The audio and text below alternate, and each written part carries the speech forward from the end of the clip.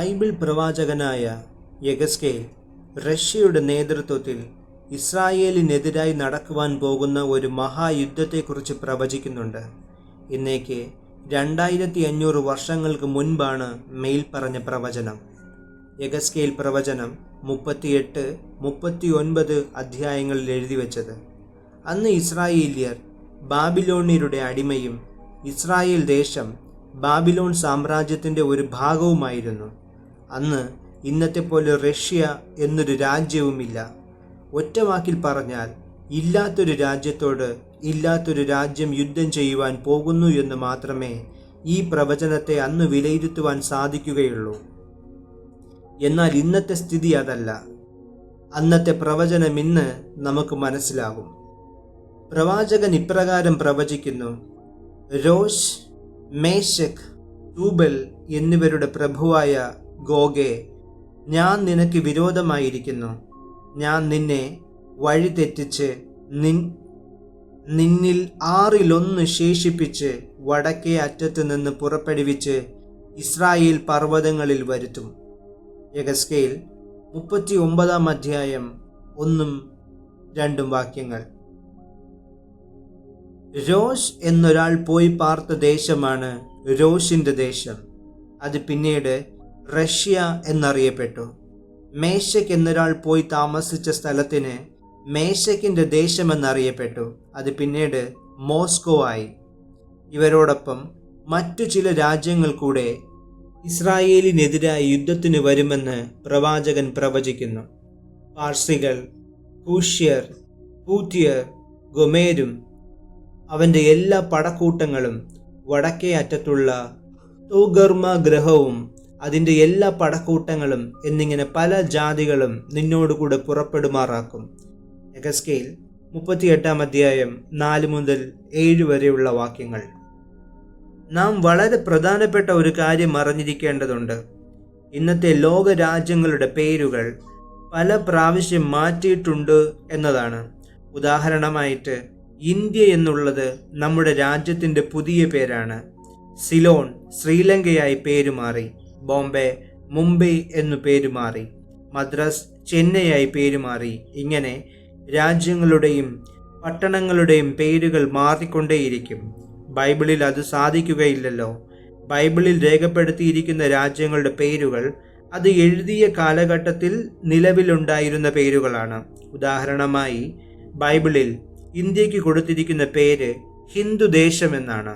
ഇവിടെ റഷ്യയോടൊപ്പം സഖ്യകക്ഷികളായി തീരുവാൻ പോകുന്ന രാജ്യങ്ങളുടെ പേരുകൾ ശ്രദ്ധിക്കുക. പാഴ്സികൾ, പുതിയ പേര് ഇറാൻ. കൂഷ്യർ, പുതിയ പേര് എത്യോപ്യ. പൂത്യർ, പുതിയ പേര് ലിബിയ. ഗോമേർ, പുതിയ പേര് ജർമ്മനി.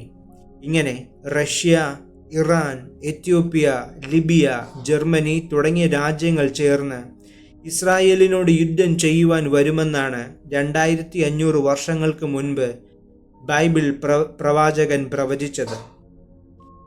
1948 മുൻപ് ഈ പ്രവചനം വായിച്ചിട്ടുള്ളവർക്ക് എന്താണ് മനസ്സിലായിട്ടുള്ളത്? കാരണം അന്ന് ഇസ്രായേൽ രാഷ്ട്രമില്ലല്ലോ. അല്ല, 1000 വർഷങ്ങൾക്ക് മുൻപ് ഈ പ്രവചനം വായിച്ചവർ റഷ്യയെക്കുറിച്ച് എന്താണ് മനസ്സിലാക്കിയിരിക്കുന്നത്? എന്നാൽ ഇന്ന് നമുക്ക് ഈ പ്രവചനം നന്നായി മനസ്സിലാകും. ബൈബിൾ പ്രവചനങ്ങളെല്ലാം തന്നെ അങ്ങനെയാണ്. പ്രവചനം 2000-3000 വർഷങ്ങൾ നിവർത്തിക്കപ്പെടുവാൻ സാധ്യതയില്ലാത്തതുപോലെ ഉറങ്ങിക്കിടക്കും. പ്രവചനം നിവർത്തിയാകുവാൻ സമയമാകുമ്പോൾ അന്നില്ലാതിരുന്ന രാജ്യങ്ങളും സാഹചര്യങ്ങളും ഉണ്ടായി വരും. ഇന്നിതാ റഷ്യയും എത്യോപ്യയും ലിബിയയും ഇറാനും ഇസ്രായേലുമെല്ലാം ഭൂമിയിൽ ശ്രദ്ധയാകർഷിച്ചു നിൽക്കുന്നു. 1948 ഇസ്രായേൽ രാഷ്ട്രം സ്ഥാപിച്ചതോടുകൂടെ അനവധി പാലസ്തീനികൾ തങ്ങളുടെ വീടും സ്ഥലവും നഷ്ടപ്പെട്ട് അഭയാർത്ഥി ക്യാമ്പുകളിൽ പോകേണ്ടി വന്നു. അവരുടെ നിലവിളി ഉയർന്നുകൊണ്ടിരിക്കുകയാണ്. ഇവരുടെ നിലവിളി അമേരിക്ക വേണ്ടതുപോലെ കേൾക്കുന്നില്ല എന്നൊരു ചിന്ത അറബികളിലുണ്ടായിട്ടുണ്ട്. മാത്രമല്ല 1967 ഇസ്രായേൽ പിടിച്ചെടുത്ത യെരുശലേം വിട്ടുകൊടുക്കാത്തതിൽ അവർക്ക് ദുഃഖവും വെറുപ്പുമുണ്ട്. ഈ വിഷയങ്ങളിൽ അമേരിക്ക ഇസ്രായേലിനോടൊപ്പം നിൽക്കുന്നുവെന്ന ചിന്തയും പാലസ്തീനികളിലുണ്ട്. മാത്രമല്ല, ഇറാഖ് യുദ്ധത്തോടും അഫ്ഗാനിസ്ഥാനിലുള്ള ഇടപെടലുകളോടും അറബി ലോകത്തിന് അമേരിക്കയോട് എതിർപ്പുണ്ട്. അങ്ങനെ അറബി രാജ്യങ്ങൾ തങ്ങളെ സഹായിക്കുവാൻ സന്നദ്ധരായി നിൽക്കുന്ന റഷ്യയോടടുക്കുമെന്നുള്ള ബൈബിൾ പ്രവചനവും നമുക്കിന്ന് മനസ്സിലാകും. കേവലം 50 വർഷങ്ങൾക്ക് മുൻപ് ഈ പ്രവചനം വിശ്വസിക്കുവാൻ ബുദ്ധിമുട്ടായിരുന്നു. കാരണം ഇസ്രായേൽ രാജ്യം അന്നില്ലായിരുന്നുവെന്ന് മാത്രമല്ല, അറബികളും അറബി രാജ്യങ്ങളും അമേരിക്കയുടെ സുഹൃത്തുക്കളുമായിരുന്നു. എന്നാൽ പ്രവചനം നിറവേറുവാൻ സമയമടുത്തു വരാറായപ്പോൾ കാറ്റ് തിരിച്ചടിക്കുവാൻ തുടങ്ങി. നമുക്ക് മനസ്സിലാകുന്ന നിലയിൽ രാജ്യങ്ങൾ അതിൻ്റെ നിരയിൽ അണിനിരക്കുവാൻ തുടങ്ങി. Russia, Iran, Ethiopia, Libya, Germany തുടങ്ങിയ രാജ്യങ്ങൾ ചേർന്നുണ്ടാകുവാൻ പോകുന്ന സഖ്യകക്ഷിക്ക് ഗോഗേ എന്നാണ് ബൈബിൾ പ്രവചനത്തിൽ കൊടുത്തിരിക്കുന്ന പേര്. യുദ്ധം ആരംഭിക്കുന്നത് ഇസ്രായേലിൻ്റെ വടക്കേ അറ്റത്ത് നിന്നുമാണ്. ഇസ്രായേലിൻ്റെ വടക്കേ അറ്റം റഷ്യയാണ്. ഈ യുദ്ധം ആരംഭിക്കുമ്പോഴുള്ള ഇസ്രായേലിൻ്റെ അവസ്ഥയെക്കുറിച്ചും പ്രവാചകന്മാർ പ്രവചിക്കുന്നുണ്ട്. അതിപ്രകാരമാണ്: ശൂന്യമായി കിടന്നിട്ട് വീണ്ടും നിവാസിക്കുവാനുള്ള സ്ഥലങ്ങൾക്കു നേരെയും ജാതികളുടെ ഇടയിൽ നിന്ന് ശേഖരിക്കപ്പെട്ടും കന്നുകാലികളെയും ധനത്തെയും സമ്പാദിച്ചും ഭൂമിയുടെ മധ്യേ വസിച്ചുമിരിക്കുന്ന ഒരു ജനത്തിൻ്റെ നേരെയും നീ വരും. നിന്റെ ദിക്കിൽ നിന്ന് വടക്കേ അറ്റത്ത് നിന്ന് തന്നെ നീ വരും. ദേശത്തെ മറയ്ക്കേണ്ടതിന് ഒരു മേഘം പോലെ നീ എൻ്റെ ജനമായ ഇസ്രായേലിൻ്റെ നേരെ വരും. എഹെസ്കേൽ 38-ാം അധ്യായം 8 മുതൽ 16 വരെയുള്ള വാക്യങ്ങൾ. ഇസ്രായേലിയരെ സംബന്ധിച്ചിടത്തോളം 2500-ലധികം വർഷങ്ങൾ അവരുടെ ദേശം ശൂന്യമായി കിടന്നു. സൈറസിനെ പോലെയുള്ള ഭരണകർത്താക്കളുടെ ദയ മുഖാന്തരം അവരുടെ ജന്മനാട്ടിലേക്ക് വന്നു താമസിക്കുവാൻ അനുവാദം ലഭിച്ചിരുന്നെങ്കിലും അവർ സ്വന്തം ഭൂമിയിൽ കുടികിടപ്പുകാരെ പോലെയായിരുന്നു. കാരണം 1948 അവർക്ക് സ്വന്തം രാജ്യം ലഭിച്ചത്. തുടർന്ന് അനവധി രാജ്യങ്ങളിൽ നിന്ന് അവർ ഇസ്രായേൽ ദേശത്തേക്ക് ഒഴുകിച്ചെന്നു.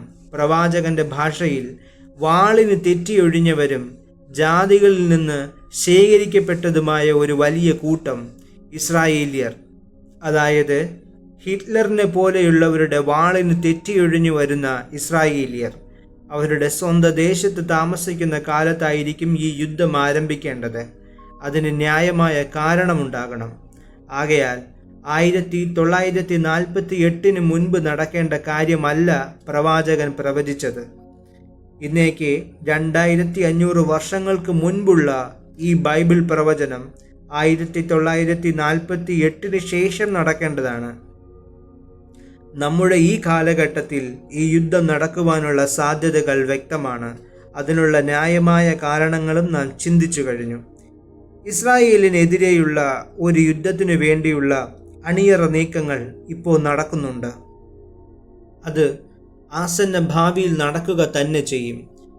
ദൈവത്തിൻ്റെ സംഖ്യാശാസ്ത്രത്തിൽ ഒരിടക്കാലം വന്നു ചേർന്നെങ്കിൽ മാത്രമേ താമസമുണ്ടാകൂ. നടക്കുവാൻ പോകുന്ന ഈ യുദ്ധം വലിയൊരു വ്യോമാക്രമണത്തിലൂടെയാണ് ആരംഭം കുറിക്കാൻ പോകുന്നത്. ഇത് സംബന്ധിച്ചുള്ള പ്രവചനം ഇപ്രകാരമാണ്: ഒരു മഹാസൈന്യമായി നിന്റെ ദിക്കിൽ നിന്ന് വടക്കേ അറ്റത്ത് നിന്ന് തന്നെ വരും. ദേശത്തെ മറയ്ക്കേണ്ടതിന് ഒരു മേഘം പോലെ നീ എൻ്റെ ജനമായ ഇസ്രായേലിൻ്റെ നേരെ വരും. ഇന്നേക്ക് 2500 വർഷങ്ങൾക്ക് മുൻപ് യുദ്ധവിമാനങ്ങൾ ഉണ്ടായിരുന്നില്ലല്ലോ. എന്നാൽ ബൈബിൾ പ്രവാചകൻ അന്ന് തന്നെ ഇസ്രായേലിന് നേരെ വരുന്ന യുദ്ധവിമാനങ്ങളെ കാണുകയാണ്.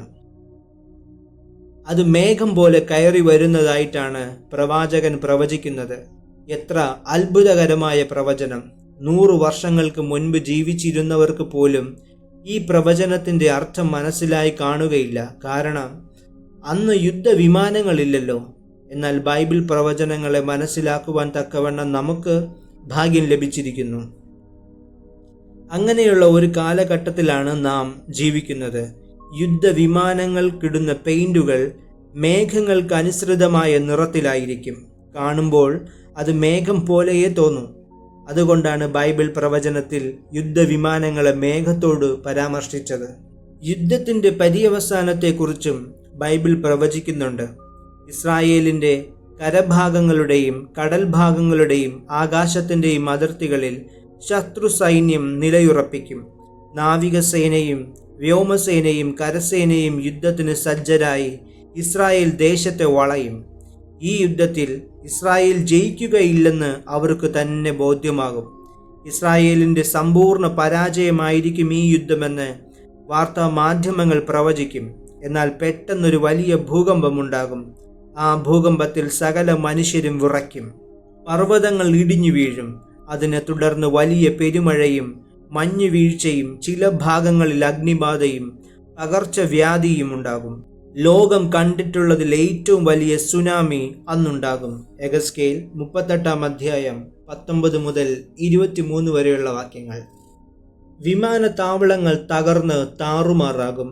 യുദ്ധക്കപ്പലുകൾ ഇളകിമറിയുന്ന കടലിൽ തകർന്നുടയും. മലകൾ ഇടിഞ്ഞും വെള്ളം പൊങ്ങിയും റോഡുകൾ നശിക്കും.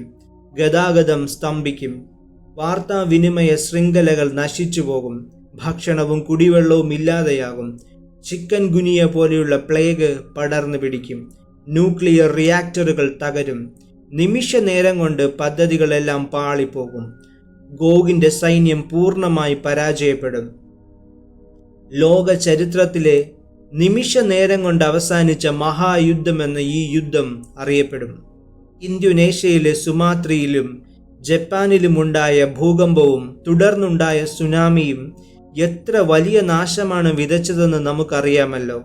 ഏതു വൻ ശക്തികളുടെയും ഏത് പദ്ധതിയെ നിമിഷ നേരം കൊണ്ട് തകർക്കുവാൻ ഭൂകമ്പങ്ങൾക്ക് കഴിയുമെന്നുള്ളതാണ് ഈ സംഭവങ്ങൾ നമ്മെ പഠിപ്പിച്ചത്. വരുവാൻ പോകുന്ന ഈ മഹായുദ്ധത്തിൽ നിന്നും നമുക്ക് പഠിക്കുവാനുള്ള പാഠം, മനുഷ്യൻ എന്താഗ്രഹിച്ചാലും എത്ര വലിയ സൈനിക ബലമുള്ളവനാണെങ്കിലും ദൈവത്തിൻ്റെ പദ്ധതി മാത്രമേ നടക്കുകയുള്ളൂ. ആകയാൽ പ്രിയമുള്ളവരെ, ഇത്ര വലിയ എതിർപ്പുകളുണ്ടായാലും ശത്രുക്കൾ മേഘം പോലെ കയറി വന്നാലും എല്ലാം നശിപ്പിച്ച് തവിട് പൊടിയാക്കുമെന്ന് ആക്രോശിച്ചാലും ഭയപ്പെടരുത്. കാരണം ദൈവം അനുവദിക്കാതെ ഒന്നും സംഭവിക്കുകയില്ല. എന്ത് സംഭവിക്കണമെന്ന് തീരുമാനിക്കുന്നത് ദൈവമാണ്. ദൈവത്തിൻ്റെ തീരുമാനപ്രകാരമേ എന്തെങ്കിലും നടക്കൂ. പ്രവാചകനായ ഏലീശയെ പിടിച്ചുകൊണ്ടുവരുവാൻ ആരാം രാജാവ് സൈന്യത്തെ അയച്ചു. സൈന്യം പ്രവാചകന്റെ വീട് വളഞ്ഞു. സൈന്യത്തെ കണ്ട പ്രവാചക ശിഷ്യൻ ഗേഹസി ഭയപ്പെട്ടു പോയി. എന്നാൽ ഏലീശയ്ക്ക് ഭയമൊന്നും ഉണ്ടായില്ല. കാരണം പ്രവാചകൻ അറിയാം, ആരാം രാജാവ് ആഗ്രഹിക്കുന്നത് പോലെയല്ല, ദൈവം ആഗ്രഹിക്കുന്നതാണ് തൻ്റെ ജീവിതത്തിൽ സംഭവിക്കാൻ പോകുന്നതെന്ന്. അതാണ് അവസാനം സംഭവിച്ചതും. ആരാം സൈന്യം ഏലീശയെ കണ്ടെങ്കിലും അദ്ദേഹത്തെ അറസ്റ്റ് ചെയ്യുവാൻ കഴിയാതെ അവർ മടങ്ങിപ്പോയി. ഏലീശ തൻ്റെ ശുശ്രൂഷ തുടർന്നു പോന്നു. എന്നാൽ ഏലിയ പ്രവാചകന്റെ ജീവിതത്തിൽ ഈ സത്യം മനസ്സിലാക്കുവാൻ കഴിയാതെ പോയതുകൊണ്ട് ഒരു ചൂരച്ചെടിയുടെ തണലിൽ കിടന്ന് മരിക്കുവാൻ കൊതിച്ചു. കാരണം ഇസബേൽ രാജ്ഞി തന്നെ കൊല്ലുവാൻ ശപഥം ചെയ്തിരിക്കുന്നുവെന്ന് പ്രവാചകൻ അറിഞ്ഞു. ഇത് കേട്ട് ഏലിയാവ് ഭയപ്പെട്ടു പോയി. താൻ ഓടി ഒരു ചൂരച്ചെടിയുടെ ചുവട്ടിൽ ചെന്ന് കിടന്നു. എന്നാൽ സംഭവിച്ചത് കേൾക്കണമോ? ഇസബേലിന്റെ ഭർത്താവ് ആഹാബ് രാജാവ് ഒരു യുദ്ധത്തിൽ മരിച്ചു. ഇസബേൽ രാജ്ഞിയെ അവളുടെ ജോലിക്കാർ അവളുടെ മാളികയിൽ നിന്ന് തള്ളി താഴെയിട്ട് കൊന്നുകളഞ്ഞു. താഴെ തകർന്നു വീണ് അവളുടെ ശരീരം നായ്ക്കൾ തിന്നു. ഏലിയ പ്രവാചകൻ പിന്നെയും യാത്ര തുടർന്നു, ദൈവത്തിൻ്റെ വേല ചെയ്തു. പ്രിയമുള്ളവരെ, ധൈര്യമായിരിക്കുക, മുമ്പോട്ട് തന്നെ നീങ്ങുക. ശത്രുവിൻ്റെ കരുത്തും പ്ലാനും നീക്കങ്ങളും ആക്രോശങ്ങളും കണ്ട് ഭയപ്പെടരുത്. ദൈവത്തിൻ്റെ പദ്ധതി മാത്രം നടക്കും, അതുമാത്രം സംഭവിക്കും. ആത്യന്തിക വിജയം ദൈവത്തിന് മാത്രമുള്ളതാണ്. ദൈവത്തിൽ ആശ്രയിക്കുന്നവർക്കാണ്.